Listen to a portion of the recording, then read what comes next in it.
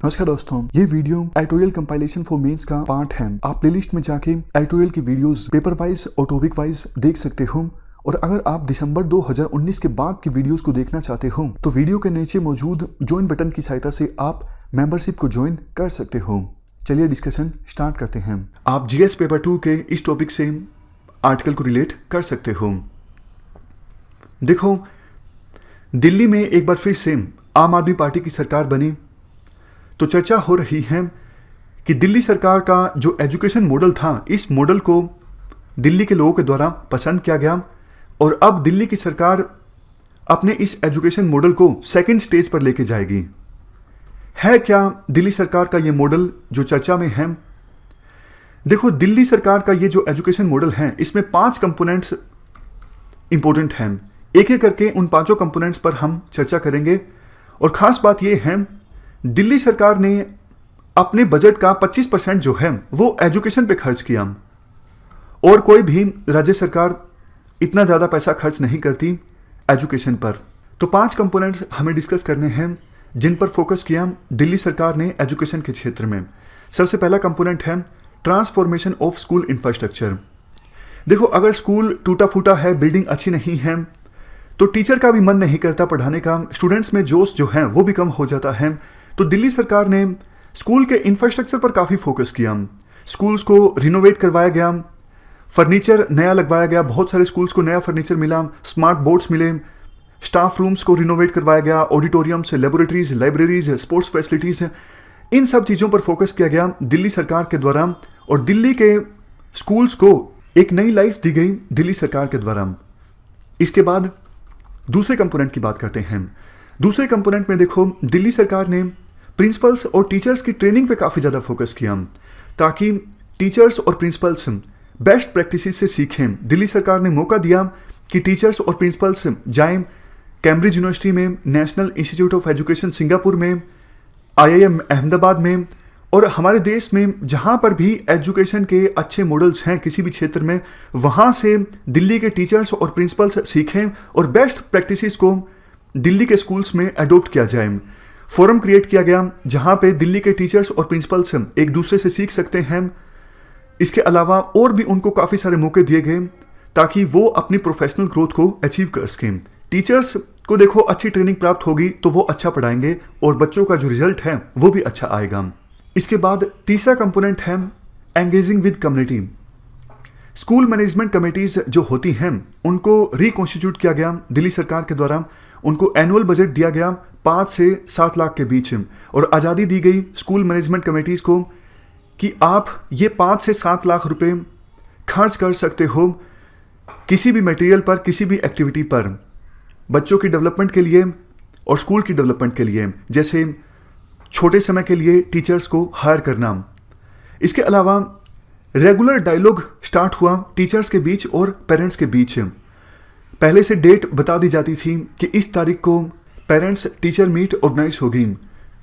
Teachers को guidelines भी दी जाती थी कि पेरेंट्स के साथ कैसे एंगेज किया जाए। और पेरेंट्स टीचर मीट की एडवर्टाइजमेंट की जाती थी काफ़ी प्लेटफॉर्म्स पर, जैसे रेडियो, न्यूज़पेपर्स। तो ये पेरेंट्स टीचर मीट सक्सेसफुल साबित हुई दिल्ली में। इसके बाद बात करते हैं चौथे कंपोनेंट की। चौथा कंपोनेंट है करिकुलर रिफॉर्म्स लेकर आना। करिकुलर में काफ़ी सारे रिफॉर्म्स लाए गए दिल्ली सरकार के द्वारा, जैसे नर्सरी से 8वीं क्लास के बीच हैप्पीनेस करिकुलम को इंक्लूड किया गया ताकि बच्चों की इमोशनल वेलबींग इंश्योर हो। नेक्स्ट, एंटरप्रेन्योरशिप माइंडसेट करिकुलम को इंट्रोड्यूस किया गया 9वीं क्लास से 12वीं क्लास के बीच ताकि बच्चों का ऐसा माइंडसेट डेवलप हो कि वो प्रॉब्लम्स को सोल्व कर सकें, क्रिटिकल ढंग से सोच सकें। इसके साथ साथ एक कमी देखो ये थी कि बहुत सारे बच्चे 9th क्लास में फेल हो जाते थे। उसका रीज़न ये है, बच्चों की जो फाउंडेशन है बहुत बार वो वीक मिलती है। मतलब 9वीं क्लास तक बच्चा आ गया लेकिन अभी भी जो बेसिक स्किल्स हैं वो बच्चे के पास नहीं हैं पढ़ने लिखने की। तो ये जो फाउंडेशनल लर्निंग होती है, इन पर बहुत ज़्यादा फोकस किया गया दिल्ली सरकार के द्वारा ताकि आगे जाके किसी प्रकार की दिक्कत बच्चों को ना आए और रिजल्ट अच्छा आए। बेसिक फाउंडेशनल स्किल्स जैसे पढ़ना लिखना, बेसिक मैथमेटिक्स करना, बेसिक मैथमेटिक्स मतलब multiplication, division, subtraction, addition. Last में एक बात ये भी बोली जाती है, इन सब बदलावों के साथ साथ जो ट्रेडिशनल सब्जेक्ट्स हैं, एग्जिस्टिंग सब्जेक्ट्स, उन पर भी अच्छा फोकस किया गया ताकि बोर्ड एग्जामिनेशन में बच्चों की जो परफॉर्मेंस है उसे इम्प्रूव किया जा सके। पांचवा कंपोनेंट ये है, दिल्ली सरकार ने इंश्योर किया कि प्राइवेट स्कूल्स में फीस ना बढ़े। देखो ऑलरेडी जो 4 कंपोनेंट्स हैं, उन चारों कंपोनेंट से फ़ायदा हुआ दिल्ली के गवर्नमेंट स्कूल के बच्चों को, लेकिन बहुत सारे बच्चे तो प्राइवेट स्कूल्स में पढ़ते हैं। तो प्राइवेट स्कूल्स के बच्चों की फ़ीस हर साल प्राइवेट स्कूल्स के द्वारा बढ़ा दी जाती थी, ऑलमोस्ट 8% से लेकर 15% के बीच। लेकिन दिल्ली सरकार ने ये इंश्योर किया कि 2 साल तक प्राइवेट स्कूल्स ने अपनी फ़ीस नहीं बढ़ाई और 32 करोड़ जो ले लिए थे दिल्ली के प्राइवेट स्कूल्स ने पेरेंट्स से, वो पैसे भी वापस लौटाए गए पेरेंट्स को। एक मैकेनिज्म रखा गया सामने कि फ़ीस आगे कभी भी बढ़ानी होगी प्राइवेट स्कूल्स को तो पहले ऑथराइज्ड चार्टेड अकाउंटेंट्स प्रपोजल को एग्जामिन करेंगे, उसके बाद ही प्राइवेट स्कूल्स के द्वारा फीस को इंक्रीज किया जा सकेगा। इसके बाद देखो आर्टिकल में ये बोला जाता है, अब फिर से दिल्ली में आम आदमी पार्टी की सरकार बनी है तो एजुकेशन रिफॉर्म्स को सेकंड लेवल पर ले जाया जाएगा। कुछ इश्यूज जो पहले जिन पर काम करना बाकी रह गया था उनको अब इम्प्लीमेंट किया जाएगा। जैसे पहली क्लास से लेकर 8वीं क्लास का जो सिलेबस है उसे रिव्यू किया जाएगा ताकि फाउंडेशनल लर्निंग स्किल्स पे और ज़्यादा फोकस किया जा सके। हैप्पीनेस करिकुलम और देशभक्ति करिकुलम, इस पर भी फोकस किया जाएगा। ये इंश्योर किया जाएगा बच्चा फ्लुएंसी के साथ पढ़ के, लिख के और मैथमेटिक्स कर सके। बच्चों के अंदर इमोशनल रेजिलियंस को बिल्ड किया जाएगा ताकि कैसी भी परिस्थिति आती है इमोशनल रूप से बच्चा ब्रेकडाउन ना हो। कॉन्स्टिट्यूशनल वैल्यूज़ जो हैं हमारे संविधान की, उन्हें भी इंटरलाइज किया जाएगा बच्चों के अंदर। इसके अलावा आंगनवाड़ीज़ में जैसे देखो जिनके पास पैसे होते हैं वो तो प्ले स्कूल्स में अपने बच्चों को डाल देते हैं, लेकिन गरीब घरों के बच्चे जाते हैं आंगनवाड़ीज़ में। तो आंगनवाड़ीज़ में अर्ली चाइल्डहुड केयर होती है। आंगनवाड़ीज़ में बच्चों का सीखना बहुत ज़्यादा ज़रूरी है, तभी वो स्कूल में एंटर करते हैं तो वहाँ पे वो अच्छे से सीख पाते हैं। अगर आंगनवाड़ीज़ में बच्चों की सही नींव नहीं बनती है तो फिर आगे जाके स्कूल में काफ़ी परेशानी का सामना करना पड़ता है। तो आंगनवाड़ीज़ को इस प्रकार से रिफॉर्म किया जाएगा ताकि बच्चों की अच्छी नींव बने जब बच्चे आंगनवाड़ीज़ में आएँ।